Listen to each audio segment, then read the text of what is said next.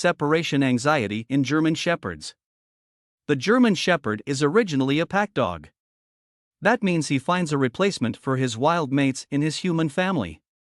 Besides, the GSD is also a friendly and affectionate dog that loves cuddling time and spending time with family. As such, leaving your German Shepherd alone can cause excessive loneliness, otherwise referred to as separation anxiety, when it gets to the levels of an undesired psychological condition. There are 3 ways to address this. Don't leave your dog alone for too long. Find a way of keeping your dog occupied while you are away.